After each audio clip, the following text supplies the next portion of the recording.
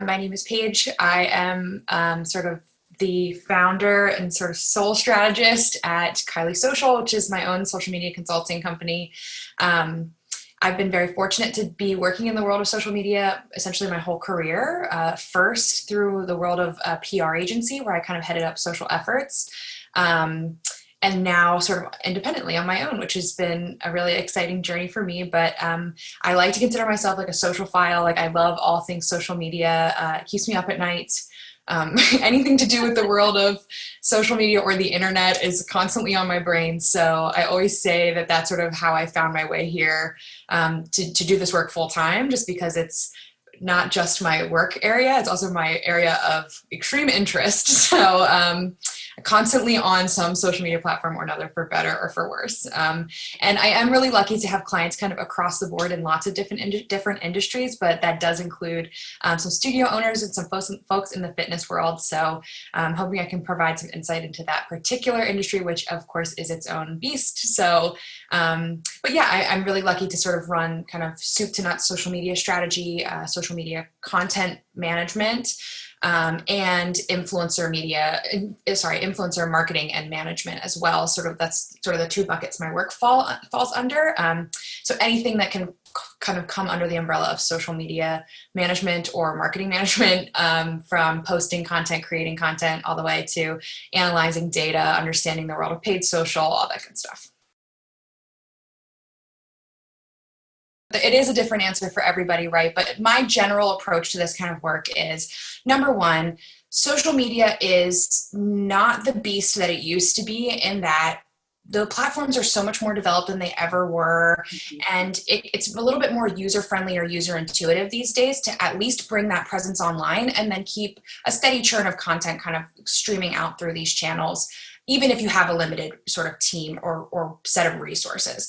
Even when I think of kind of like, when you think of social media, certainly it's getting channels made and having, content to go on those channels. But what does content even mean, right? Like it means creating graphics and videos and shooting imagery and things, which can feel like such a bear if you're not already doing these things. But I say that to say you likely are already doing these things, right? You're just not packaging them up for social media's sake. If, for example, you don't have a social presence, or in most cases, you made a Facebook page, you made an Instagram page, and you threw a couple things up there, and your friends and family are following you there because they're supportive of you and your efforts. But maybe beyond that, it doesn't have, there's not much legs there, right?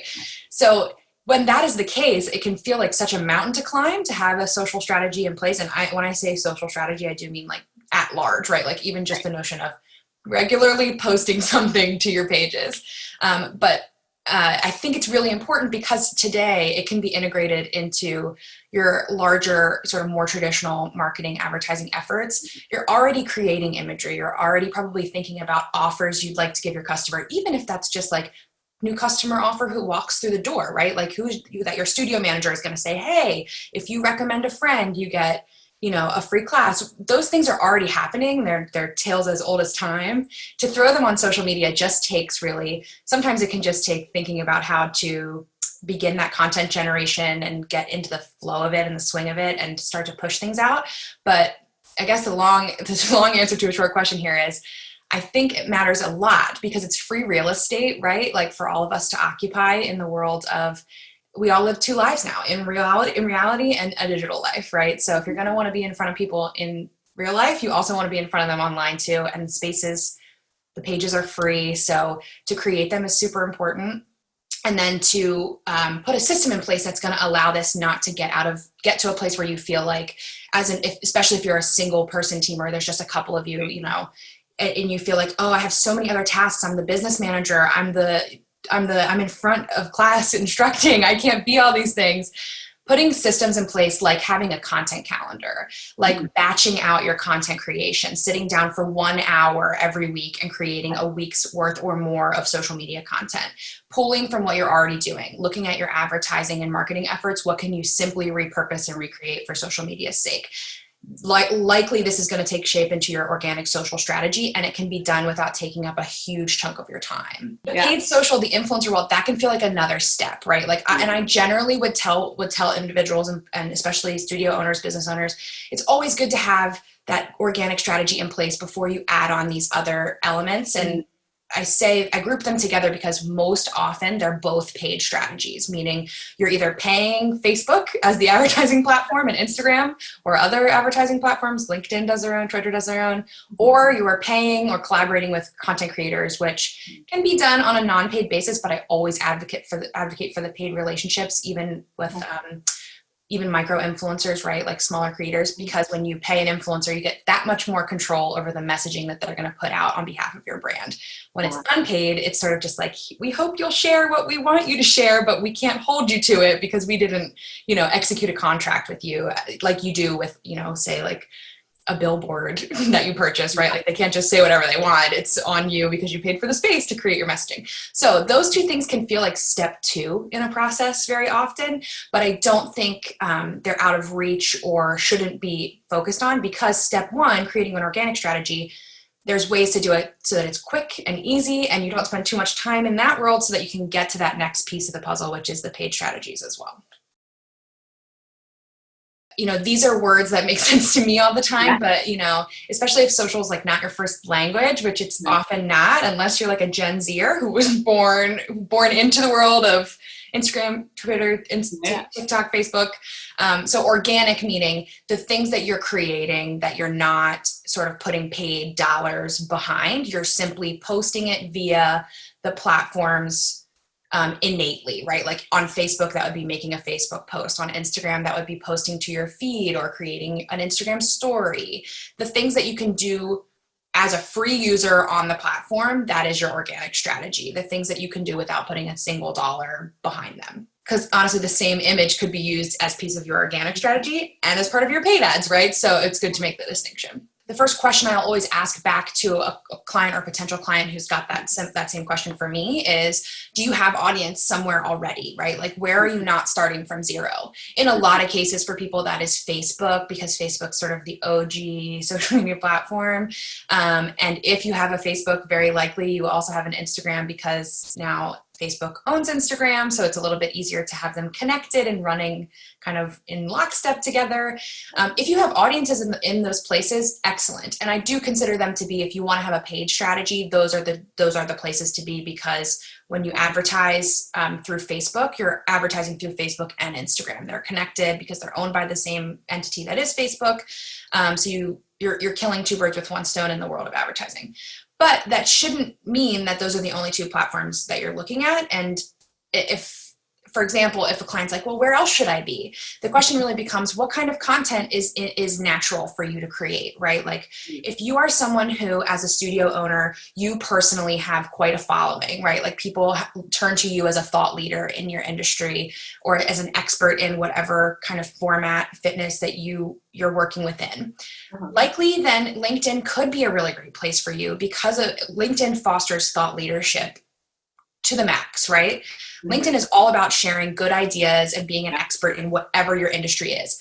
Most commonly, we probably think about that for things like, finance, marketing, those kinds of industries. But this can also apply, right, for fitness folks. It can apply really for anyone, especially if you're in the world of trying to reach corporate partners, trying to, you have a corporate partner program through your studio. The question always becomes, right, like, what is natural for you to create as a content creator, and B, who are you trying to get to? Who's the audiences that you want to speak to?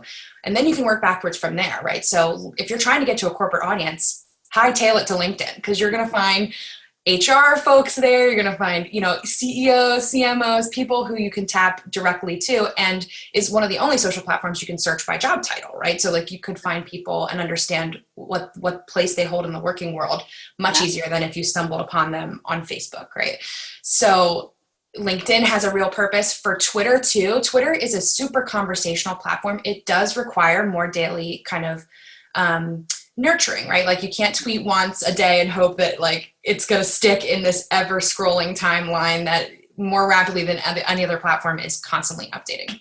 Right. But if you're somebody who loves to be really engaged with your followers, and when I say followers, I do mean like in person too. Like if you're super chatty at your studios, right? Like you're always kind of chatting with people, then maybe it would make sense if you have the time to invest in something like a Twitter. For a lot of studio owners, that doesn't really make sense because they don't have time to sit on their phone all day long and kind of pump things out.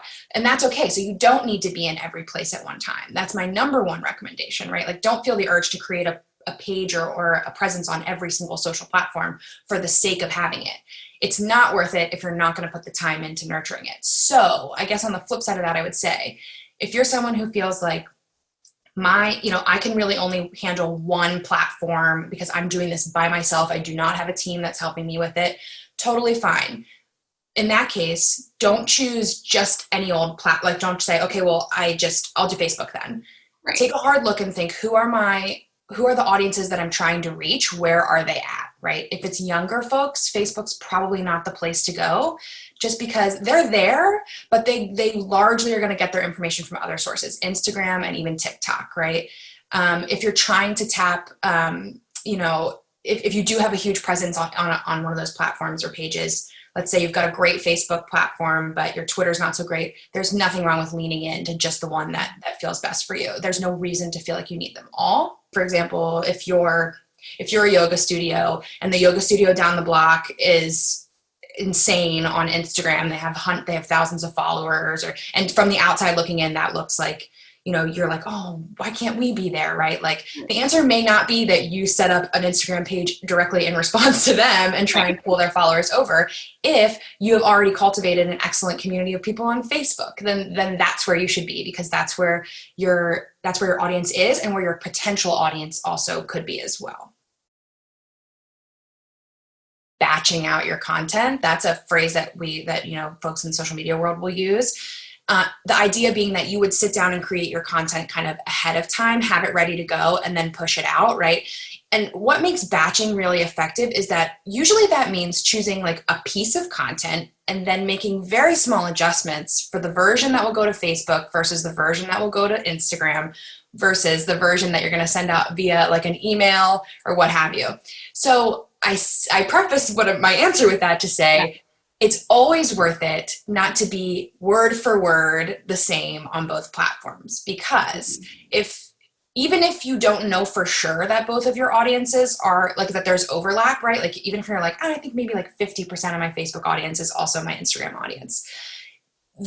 Consider that, if I'm a new follower, someone who's never touched your brand before, what would make me want to follow both pages? If they're exactly the same, most likely I will just choose whichever I come to first, right?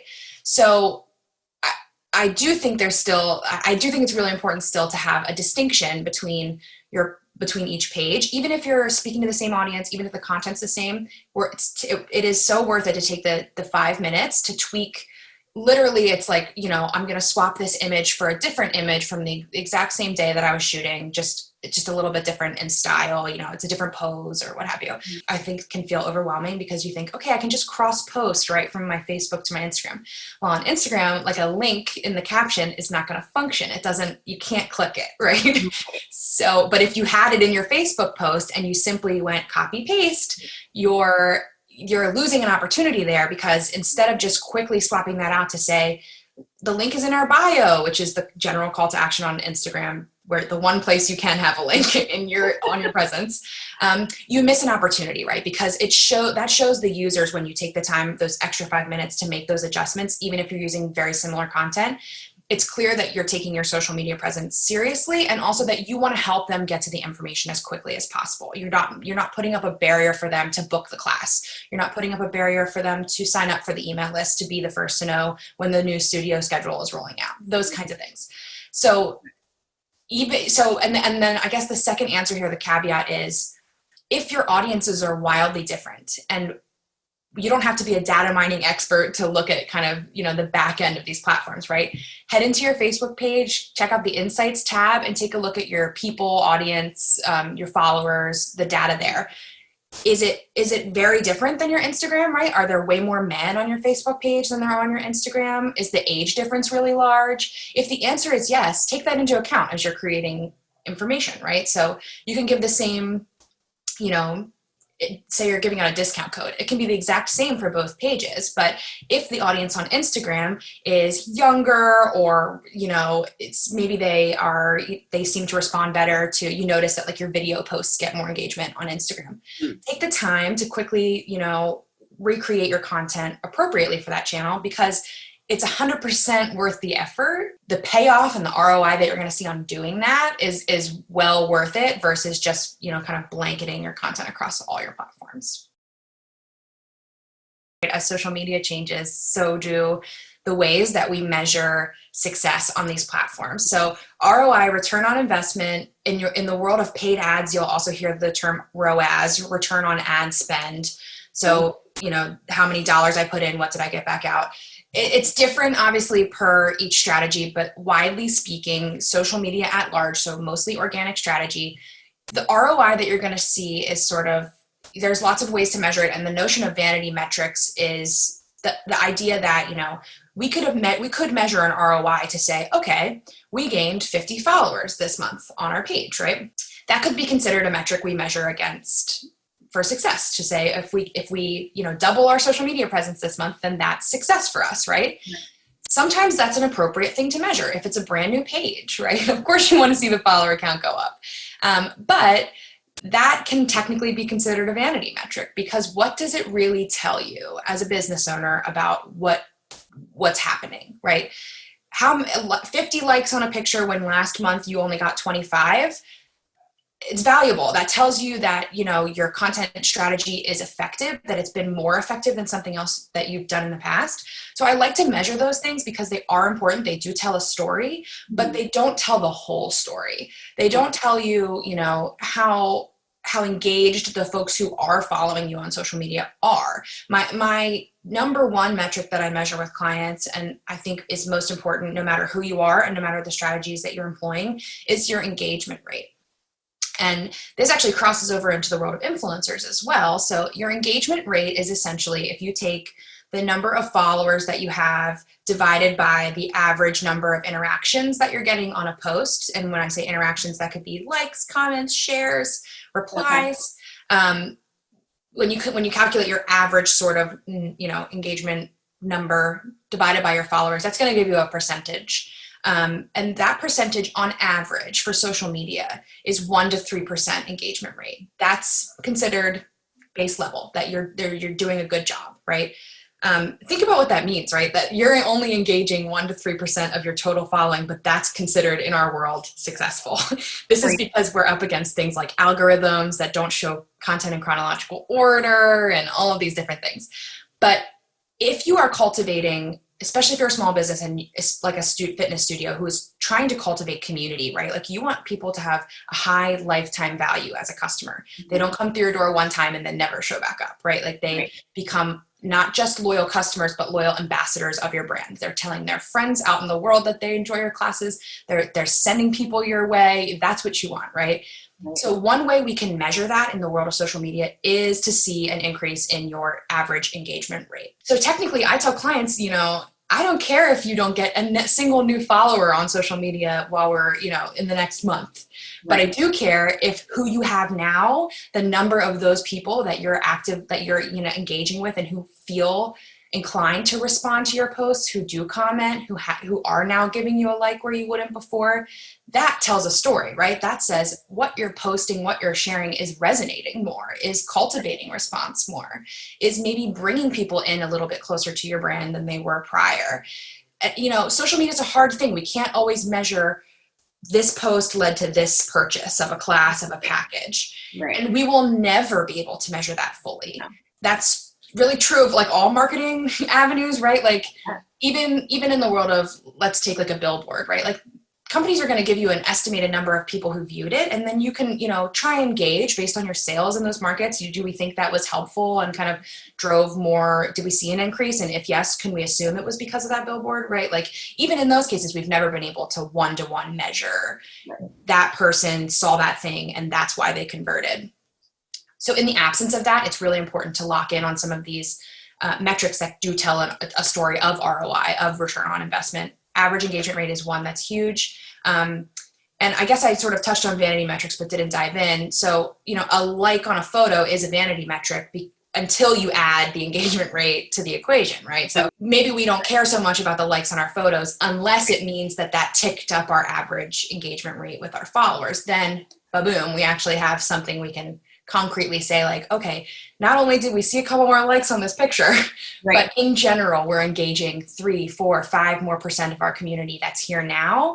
And that's valuable because that means that, those people are not just seeing what you post and scrolling it into the void. They are, feeling the need to stay engaged, and they feel like your efforts deserve indication that you care, right? Like they'll give you a like, they'll save your post for later because you posted something valuable, like a resource. People can save posts for later to view later. And in today's world, the social climate is such that posting sort of little guides, little kind of swipe through, like 6 tips to a better workout, these kinds of things. And then even putting in the call to action, you'll see a lot of this now, like save this post for later when you need or 10 motivational quotes, save this post for later when you need a little extra oomph to get your workout in. A save is even per the algorithm, someone saving your content is more valuable than a like, right? Because it tells Instagram, sure, they like it, but they like it so much they want to come back to it later. So we don't really know how the algorithm, and we know how it works, but we don't get to see the machine. But if we know these things help, then when we create content that fosters this behavior, we create resource that we want people to save later. Innately, that's what will happen, right? People will be like, oh my God, this is great. I want to hold on to this. I don't want to lose this in the abyss. I won't just scroll past it. And in return, what you're going to see is increase in average engagement. You might see a higher click-through rate on your website, right? Because if somebody finds that valuable resource on your organic social page, they're going to say, bet you there's more of that, where that came from if I click through to their website, or this reeled me in just enough to make me want to see, who are these people? What is this studio I never heard of?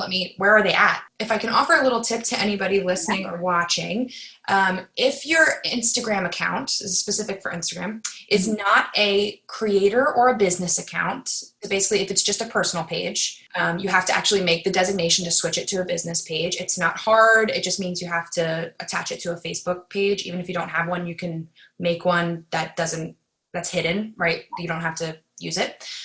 When you do that, you get access to way more insights and analytics. And some people just don't realize that, because it's actually goofy that Instagram doesn't give everybody that data, but I think they assume the average person doesn't care about their click-through rate. Presuming that you have a business or creator account, you can actually view your post insights, and one of the metrics you'll be able to see is how many people saved this. You'll even be able to see how many people sent this on, like forwarded it to somebody or put it. Technically, when you post it to your Instagram story, that counts as like a send. It's the little like airplane icon. Another super valuable metric, because that says somebody cared about this enough to either send it to somebody that they thought should see it, or they cared about it so much that they wanted everyone who follows them to see it too. So they put it on their Instagram story. So these metrics, I'll look at those over a like any day, right? Like that's because that also indicates more intent on the user side, right? It takes one extra step to do those things. It's not as easy to and then that's a like, right? So these are good ways to measure ROI as well, right? Like ROI too comes down to what was the goal of doing what you did, and did that thing meet your goal? So if you say, we really want to start posting a video series once a week where I'm at me as the owner, I'm going to sit down and make a quick little inspirational 1-minute video, and I'm going to post those to all of our social platforms because I want people to see my face more, and I also want to be speaking directly to our audience through social media. If that was your goal, and then you execute on that, after maybe 2 to 3 weeks of doing this, look at the numbers, right? Like, was it well received? Did people stop playing those videos after 3 seconds? If so, maybe it's not that they didn't care, but what you were saying didn't resonate. So maybe it's not the format that didn't work, but maybe you just need to tweak what you're talking about. There's ways to measure ROI, right? Like by taking a look at what the goal was and what you did and where you wound up. And most importantly with ROI, it should never be a thing where you look at it and you're like, yeah, that did good, period. So what? What does that mean? Does that mean you need to amplify that even more, increase that strategy like at large? Did it let's say you start posting videos instead of still photos. Super simple, like little test you can do. If they blow it out of the water, then don't post regular photos. If you don't, if it's that dramatic, then Right. that's something you can, it should become a learning, right? Like it shouldn't just be a piece of analysis where you're like, interesting, and then you don't, do anything with the data. We are lucky to have analytics like that at our fingertips on the back end. And that's just if you have the regular platforms. If you have a program that let's say you're a little bit more advanced in the world of social media and you schedule your posts out in advance through Hootsuite or through Sprout Social or another program, which are paid typically, you pay for the service. Right. They even give you more data on top of what the platforms themselves are going to give you. So using that data is really important. It's my favorite part of this work, is to just dig in and understand. Not everything has to make complete sense, but you can really extract some learnings, I think, from the numbers.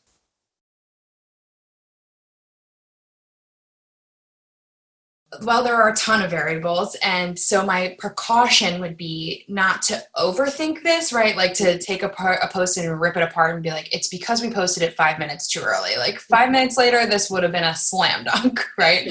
But what I think is great is, so a couple of things. The tools themselves are advancing. So, 5 years ago, we would have said that we would have used industry sort of benchmarks to determine when is the right time to post. I remember it vividly. Reports or platforms, I should say, like HubSpot would put out an annual report every year and say, here is the best time to post. It is 6:00 on Sundays. Like they would and that's based on user data, right? Like they'd be like, right. What was your metric? What was your metric?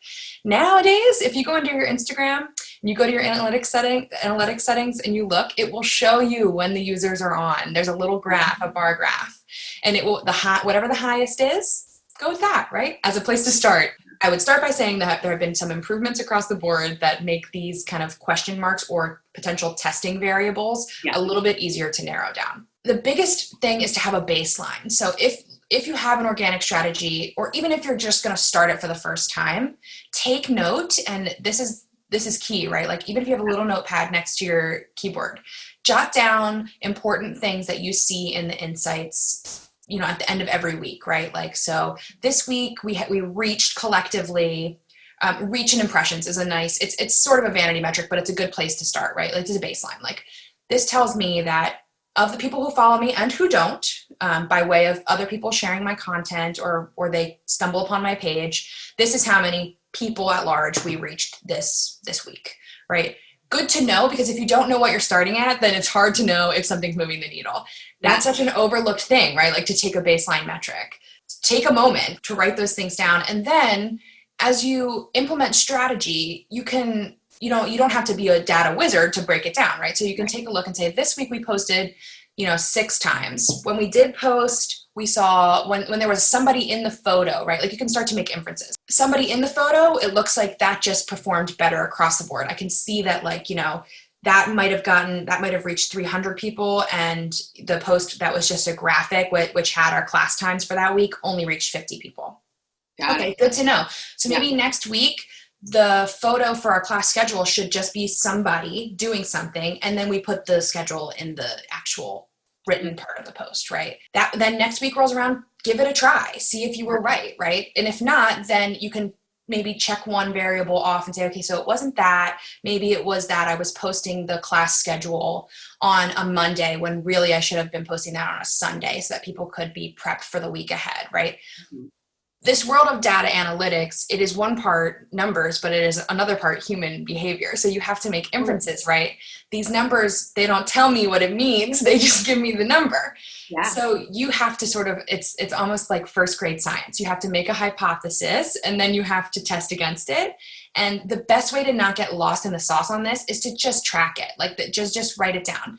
This week I'm testing to see if posting in the evenings only is a better option for me. What can it tell us? Is there anything that jumps out? Just by clicking through the numbers, you should see, like, every once in a while, and I say this because I'm a social media person for a reason. Like, math is not my strong suit. I love the world of analytics because it's like there's little nuggets in there, right? So if you pull it up, you're almost always going to see one thing that you're like, whoa, is that number right? Like that seems really low or really high. Yeah. That's how you can start to tap into the world of analytics. And this is assuming that you have 100 other things to do as well. And you are not spending all night long crunching your social media numbers. But yeah, but to give a little more of a concrete tip here, some variables that usually do impact engagement, and we've been using Instagram a lot, but this is across the board. Right. People in photos often engage better than photos that don't have people in them. As of like 2 weeks ago, up until about 2 weeks ago, Facebook used to penalize images that were too text heavy. So they would actually not serve them up to as many people. So they say they're phasing that out, but to be safe, the general rule of thumb is trying to keep your text to less than 20% of your graphic, right? So if you want to throw some text on, totally fine. Just try and keep it to about a fourth of the image is text that it takes up. Time of day does matter, but not so much anymore, because the algorithm is serving up content not when you post it, but when they think folks want to see it. So time of day is not as important as it used to be when our feeds were chronological, right? So, but like I said, those metrics are available now. So it would behoove you to take a look at your Instagram or your Facebook or, whatever your platform, and note when what they're showing you is when most users are online. So they're not telling you will get the most likes if you post it at this time. They're saying, if you want to catch as many people as possible, here's when they're online. And a spoiler alert is that is usually late at night. So 9 o'clock, 10 o'clock. That doesn't mean you need to post every time at 9 o'clock or 10 o'clock, but just know that's the general user behavior. Anytime after noon, usually you'll see a trend. Usually it's like a flat line, and then after the afternoon, it just gets right up. When you think of social media platforms, something I always remind people is their platforms, they want people to stay there as long as possible, right? Like, they make more money the longer people are on their platform. Facebook wants us to be on Facebook all day long, because then we get served up so many ads and things like that as a user. So anything that you can do to keep people on the page that may be counterintuitive to your business goals, right? Like, you want to drive them to your website to book a class. Right. But if you want Facebook to play nice in the sandbox with you, a video is great, because they assume, okay, great, a user is going to watch a video for 4 to 5 seconds on average versus view an image for 1 to 2 seconds on average. So these things that if you put yourself in the platform shoes, it can help to give you some concrete tips. That there's another one, which is not directly making a call to action, like, it's not great to say, like, share this with a friend if you think they should see it. That can be flagged every once in a while as being Facebook will feel like, oh, you're baiting them for engagement, right? Like, you're not, it should be organic. They want it to happen naturally. So some ways around that, right? You can rephrase that language, right? Instead of share with a friend who should see this, it's, one really common swap these days is just to ask a question of your audience, right? And say, like, what do you think about this thing? It's more valuable to get them to comment versus them to share it to someone else, because that call to action is going to get lost in the mud. Or, there are clever ways to get around it, like pass this on. If you think someone should see this, pass it on. Right. But there's ways to avoid a lot of this. Is a really good one for fitness studios. A lot of people will say, like, tag your workout buddy, right? Like, instead you could say, who do you want to take? Like, who would you love to take this class with? Or, would you try this? Right. And then these are all kind of engagement baiting as they stand, but they're great ways to sort of pose the question or to start the conversation is really the better term, instead of kind of just being like, share with your friends, because the internet is like, no, they'll have to decide that on their own, right? This would be my 101 crash course on social media. At the time, before the week starts, if you can do this by month, even better, right? To batch it out for the month. Take an hour or two, sit down, use Google Sheets. This is a great tool. Build yourself a little grid.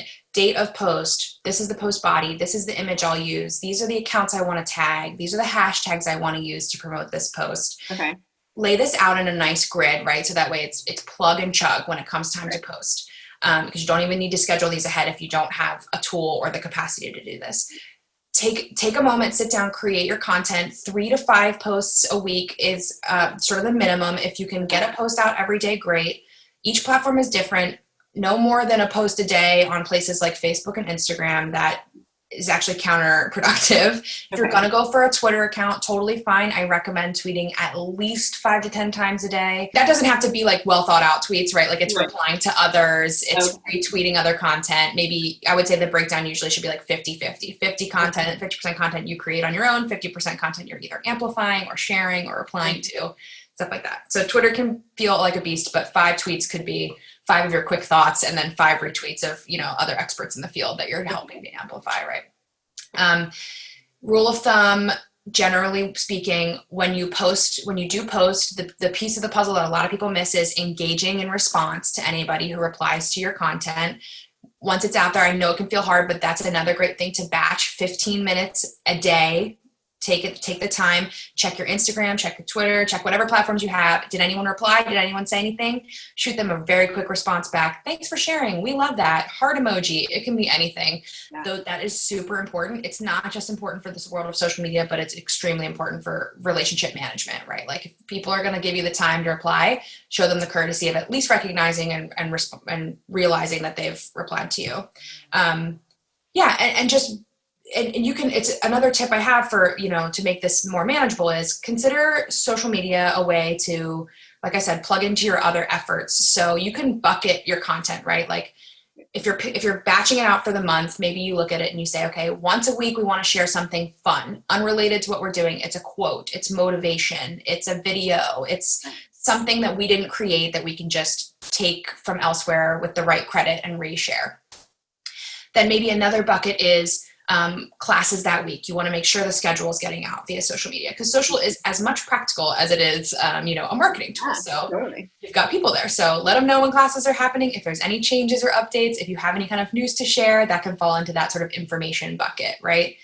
Then maybe it's a thought leadership bucket. Maybe if you're in the yoga world, you put out a quick video, a 2-minute meditation. If this is like value add, right? Like give them a reason to be following you. Give them a meditation to reflect on. If you're in the weightlifting world, give them a quick little tip on form, something like that. And in this world, make it really shareable, right? Like this is something that can be easily passed on. Maybe it's a nutrition suggestion and it's in a little format that would be super easy for somebody to share with their friend or to their Instagram story. Mm-hmm. And then maybe the 5th bucket is, like highlights of your staff, the people in your world, community highlights. Look for user-generated content. Are people tagging you on platforms? Share it, grab it, repost it. We love to see so-and-so, came to the studio last week. If it's out there, that is gold, right? Share that to your accounts as well. So if you bucket it, right, in these ways, if you kind of think of it in high-level categories, then when you're batching that content out, say, okay, I want 1 post from each bucket every week. That does me 4 to 5 posts a week. I'm done and dusted, right? Craft it out. You can leave space for, the other thing I didn't mention is holidays, right? Like it's very easy to create it's National Yoga Month. If you're a yoga studio, hope you're posting about it. But there are those things that exist, real holidays, social media holidays, and you can just plug in, right? And feel free to inject your brand voice, right? If you have a designer on hand, even better, they can create it in your brand format. These things make it really easy to sort of give a lay of the land, say like, this is going to be our month of content. And then when it's time to post, you can just pop it in, hit post, and then be sure to respond if anyone replies. This way, social media can go from being this thing that you don't touch to something that you spend, 1 to 2 hours a week on max, and it's still serving you and it's still going to, drive your business goals and at least get you to that place where you feel like the machine is churning so that you can tap into paid and influencer world if you want to do that as well. Just take stock, right? Jot it down. If you want, you can pull full reports, but if that's not your world, just take note. This was my top performing post this week. This was my worst performing post this week. Look at your click-through rate on your, you can see how many people click your website, right? That's a good one. How many people, went to the next step and went from social to our website. Just jot those things down. Even if you don't want to dive into them right now, they do disappear over time. So good to just sort of jot them down, have a record. Obviously for clients, I build a tracker and we dump the data in there. That way it can be very easy. It's a little bit of effort on the front end, but then it's truly just like dropping in the numbers into Excel sheet spreads, right? So I personally think influencer marketing is a super powerful strategy when done correctly. because I think it's amazing that it's a crossover of sort of all the communications functions, right? It's a little bit of PR, it's a little bit of marketing, it's a little bit of social media, it's a little bit of advertising sometimes, it's a little bit of reputation management. It kind of all comes together in the world of influencers. And the way that I would position this for everybody, you know, watching this or thinking about influencers is forget what you know about influencer marketing, especially if you're thinking celebrity endorsement, basically, right? When I'm talking about influencer marketing, what we're talking about here is it's essentially word of mouth, right? It's just taking the concept of word of mouth marketing or sort of community marketing and putting it on the internet. That's all that's happening here, right? So when I think of influencers, certainly there are influencers of all levels, but my particular favorite sort of bread and butter spot is the micro and nano influencer world. So for numbers wise, that we're looking at people with like really like 50,000 followers and under. I consider anyone to be an influencer, right? You and I could be an influencer, and we just may not have gigantic followings. But if we do have a group of people who, and we're talking about on social media, right? Because this is where this plays out, but it happens in real life too. Your friend comes up to you, they're like, did you try this restaurant? It was amazing. And you're like, no, I didn't. And they're like, you have to go. I had the burger. It was excellent, whatever. They just influenced you. That's all that was, right? It's just a word of mouth recommendation. In the world of social media, I think the most power is held in the nano and micro influencer world. So even people with 2, 3, 4,000 followers on their platforms, if they are creating, this is the criteria, right? If they're creating high quality content, right? The images, the way that they write their posts are they look professional, they look intentional, they obviously sort of have a structure or a call to action to them. They don't have to be formal in any way, but it's not just like a picture of their cat, like how my Instagram might be, a picture of my cat and like the thing I ate for lunch. If they're creating high quality content, and if they clearly have a niche, right? Like it can be anything. Maybe they're a vegan foodie, and that's the general theme of what they post. They may sprinkle in other stuff there, but that's sort of the heart of the matter. Maybe they're a lifestyle blogger. It's like a mom and her 4 kids, but her content revolves around what it's like to be her in her shoes, right? And all the things that come with it, the cleaning products she uses, the diapers that she prefers, all of these things. To me, that is the influencer that I think is most ripe for opportunity when it comes to small businesses and partnering up. I promise you, no matter where you are, there are influencers in this way all throughout your community, right? And they are likely already partnering with groups, or if they're not already, they're open to it, because we're in a world today where it is normal that content creation is a job, right? So it's possible to aspire to want to do that regularly, or to do it as a piece of as a side income or as a hobby. Yeah, it's not foreign. So I think in that way, influencers are super impactful when you find the right folks who are already in your community or in a community where you want to reach, right? And there are influencers in every single niche, truly, you name it, you can find them. And so I'm a proponent that sort of any business, no matter their own vertical, can use influencers as a strategy. And I teased it before, but what I would say is most often a paid influencer relationship is the most successful format to engage in these with. And the reason that this all comes together to be sort of like why micro and nano influencers are like the creme de la creme right now is because they kind of have it all, right? We were talking about earlier about engagement rates. You can actually check people's engagement rates. There's a tool called Social Blade. You can pop in somebody's Instagram handle and it will tell you their average engagement rate. Check your favorite sort of anybody, like if you have like a who's who in your community and you follow them on Instagram or whatever and you really like them, bet you their engagement rate is really high, right? Because without getting too in the weeds, the way that works is, right, like your engagement can be really high up until a point. Kim Kardashian is not going to have a high engagement rate because it's not possible with that many followers. It's just not.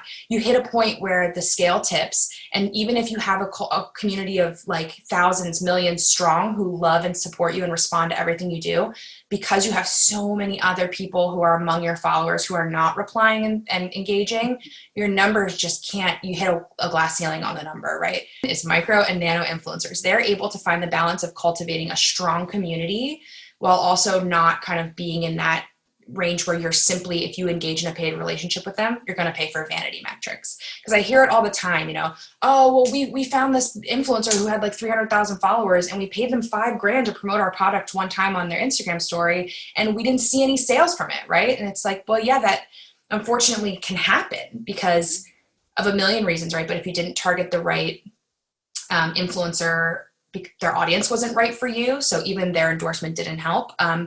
You didn't negotiate the terms to your benefit, right? Like you maybe had them share once for what you could have spaced out over a few different, an Instagram story, a Facebook post, a blog post, these things. So I say that to say, I think it's an extremely powerful tool, but I can see how it can be very easily sort of interpreted to be either like fluff or like feeling like, not authentic in any way, and that I think comes down to the influencer partner. So I will advocate every day to find, right? And when I say find, some actionable tips, figure out like a hashtag that's popular. Here, I'm in Philly. We have a hashtag called Why I Love Philly, and it's just like people just post in there regularly. If I'm looking for a Philly-based influencer, I can pull up that hashtag stream and I'll just look and see who's posting content that's really well engaged. They have a lot of people in their comments replying. It seems to be that they, have a great, handle on their content creation. They shoot really great photography or what have you. So you can find them just by, working. It's reverse engineering, right? I should maybe have started there. Reverse engineered my thought. Like we really want to get to the moms of this community, like we have a lot of young people, but we're not getting, or maybe it's the reverse, whatever it might be. Whoever your audience is, you just have to figure out who has already done the legwork of cultivating those same people as their community. Mm-hmm. That's the magic of influencer marketing, right? Like they have done it for you. They built a community of your exact preferred target audience. So if you can find them, you find the people you're trying to speak to. So, for example, we're doing this with Evolution now, so I can share that, find some sort of gals, especially who are in the world of kind of like athleisure fashion to help us promote the retail side of business, right? So our thought was who's the right customer for the retail arm of the business, right? It's probably somebody who cares about looking trendy, but also wants comfort, is probably going to go from the studio to the PTA meeting to, the grocery store. And so they want comfort and kind of fashion as well. So if that's who we're trying to talk to, then who can we find that's already done the work of cultivating that audience? Probably we can find, and we have found, right, local gals who are like sort of fashion influencers who post their outfits every day and who are promoting the brands they wear and who have a group of people who listen to what they say, right? And take their recommendation as sort of, law. So if they're like, I love this, I found this for a great deal, their followers are going to be like, great, I'm going to go grab mine right now. That's the other magical piece about influencer marketing. It's not like a billboard. It's not that you're just paying for space on the internet. If you're paying, what you're also getting is this third-party endorsement. You're getting their stamp of approval, and you're getting their authentic messaging on top of what you're also doing, right? So they're not just going to say, you can buy this shirt for $29.99 at this store. They're going to say, and it's soft, and I wore it to my kid's soccer practice, and it was perfect. And, and that is, and as we all know this, right? As users, that's the stuff that gets us. We're like, oh, right, I actually could use that instead of, it just being an ad in passing. So, and it can be really powerful for things like that, right? Like if you, this is for fitness studios, one great way is to tap, offer your new student special by way of an influencer. If you think if you find an influencer who maybe has an audience that you've not yet tapped, right? Like maybe you feel like you've got your, your sort of recurring customers, but you'd really like to tap someone in a different demographic. Find an influencer in that right demographic who's cultivated the audience. Give them an extra $5 off the newbie special, right? Give that influencer a code that they can track their success against, because when it all comes back to metrics, right? Like that's not just to give those people a discount. That's for us to know on the back end. Did anyone actually use it? Did people were they motivated by this person? And I guess one of the other things I'll say is influencers as a paid strategy can be super affordable, especially if you're working in the micro and nano spaces, compared to other paid strategies. Right now, the ad world is bananas. It's an election year. It's Q4, so holiday spend is starting. And the ad world is a bidding system, right? So we're bidding against other advertisers for the same audience members. We all want our ad to show up in front of them. Those costs are going to drive up this time of year, and for 100 other reasons too, right? You sometimes will see costs spike for no discernible reason. Influencers as a paid strategy are way less kind of volatile, right? Like influencer rates can be really affordable. You can, for $125, have somebody who's a thought leader to their audience, of their small but mighty audience, right? They'll write you a blog post. They'll shoot high quality content. They're going to talk about your product or your service or your newbie package or whatever. And they're going to share it with their audience, but they're also going to be in the process creating assets for you. If they shoot super high quality photos of them, let's say, at your studio or at home doing an at-home workout, that doesn't just stop there. That's a piece of ROI. That's an ROI you can measure, right? Like, can we get legs out of this piece of content? And so for $125, you might be able to get this whole suite of stuff, right? Like, they did their own posting, but then you take that and you repurpose it. Maybe you turn it into a blog post, you share it by your email list, you use it in your paid ads, whatever it might be. And your dollar is just going to stretch a little bit further than it might if you're just throwing it at the Facebook machine and Facebook's like, sorry, oversaturated.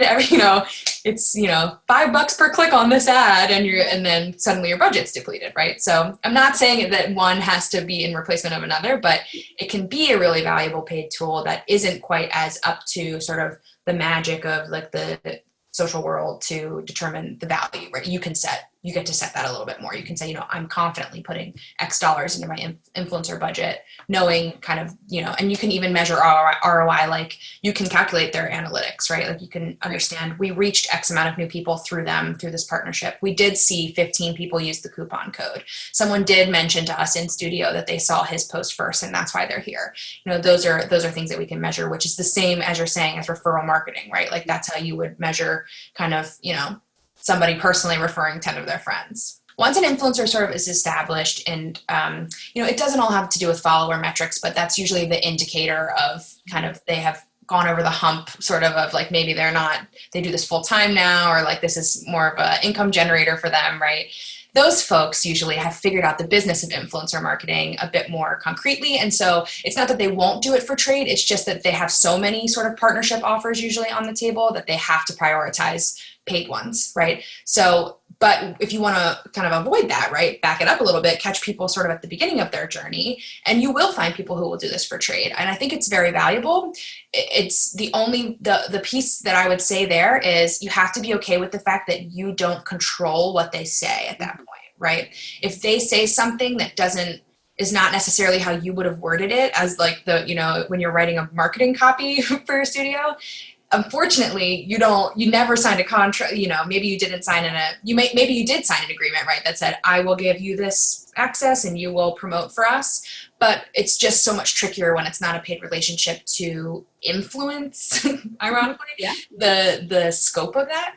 But, that's not to say that it can't be successful, right? It just requires a sort of mindset shift on your side to say, we're going to enable them with all the tools to do this right. And then we're going to hope that they're going to be great ambassadors for us, on the other side, right? So that being said, when it is a gift, I've done this plenty of times, right? Like where it's a trade, it is like free classes or it's merch or something like that.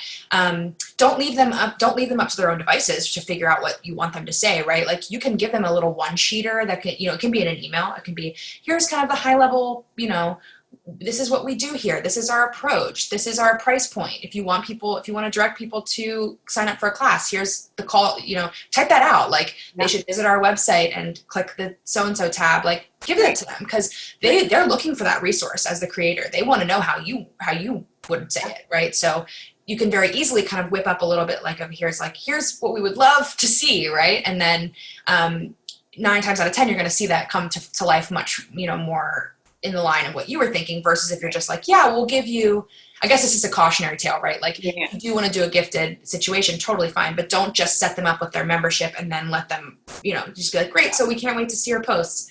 Give them the tools. If you have a media kit, give them that. Anything that you already have sitting around, even if it's like a brochure, like here's some language, this can be helpful for you. Enable them to create on behalf of you. But it can be really successful that way. The number one thing I would say is always have some sort of tracking mechanism, whether it's a code that their followers can use to sign up through them, or it's a, it can even be like, tell our studio manager that you saw this post. That's like an old school way of doing it, right? But that's one way to do it. Just so that you can have some kind of tracking and understanding of what the results were of that effort. Even if they're not paid, you still want to know what was it worth to give X dollar value, free membership to somebody in order to help promote our brand. Top mistake would be assuming that everybody who sees your social media is the people who already follow you. Like, don't forget that these are your online presences. This is like having, the door is always open for somebody to stumble upon your social media. And if you forget that, and it's easy to, because you're thinking, well, I have 100 followers and they're all the people who I see every single day at the studio, so I don't have to repost about the style of practice we do here. They already know that, right? Like, that's true. But if your pages are public, that is an open invitation for anybody who's never seen your brand before. If they stumble upon it, know that that is your first impression with them, right? So don't be afraid to continually repost, this is our mission, these are our values. At very high level, this is the kind of practice we do here, right? Like if you have a particular way of especially like in yoga, right? Like whatever your type of practice is, don't be afraid to reiterate that over time, because you can't, though you may feel like when you post it in that moment, who will see it are people who already understand. Don't forget that this is really your kind of, if somebody comes across you via social media, this is your one chance to make a good impression, right? So make it really easy for somebody new to get the sense of who you are, what your studio is like, what's important to you as a studio owner. If community is high up there, make sure community is prevalent on your page, right? Just in the tone of your voice, in the responses.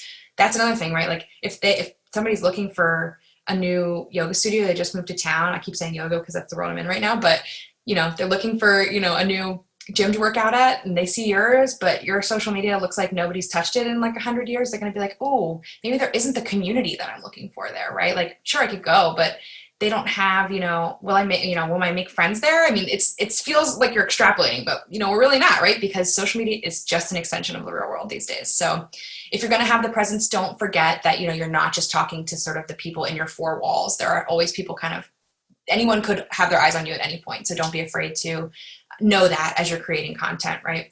And then my biggest piece of advice would just be to not let social media overwhelm you. It is a really powerful tool, but you don't have to be an expert at it to use it wisely, right?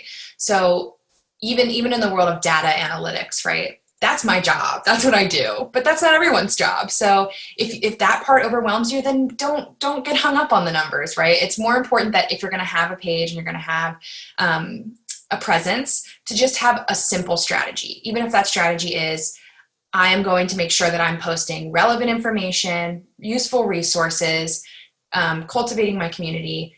Just set even a few sentences of a strategy in place, and then just work against that, right? Like don't bite off more than you can chew. It's not necessary in the world of social media, and you can always grow over time.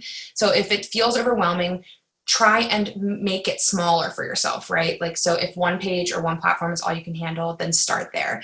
But don't let it be so overwhelming that you walk away, because I think you'll leave a lot of value and a lot of opportunity on the table if you do that, right? So, and it doesn't have to be something that you hire outside for right away. It can be done by anybody, even if it's just you, if you approach it with the right sort of mindset and kind of tackle it as it is and not as this gigantic, scary, spooky thing. I do social media management for clients. At the moment, I'm almost at capacity with sort of my roster that's for hands-on management, right? So like working on your social strategy, managing your influencer marketing programs, building those things from the ground up. But I always offer consultations. And I've done this a lot with folks, especially small business owners who maybe just want to talk about this world at large. I call it my office hours. So we'll sit down, we'll actually talk through it. I provide a bunch of resources before and after that can be helpful sort of to execute a plan. So that's always an option. And that's bookable through my website, which is kyliesocial.com or pagekylie.com. They both direct to the same place.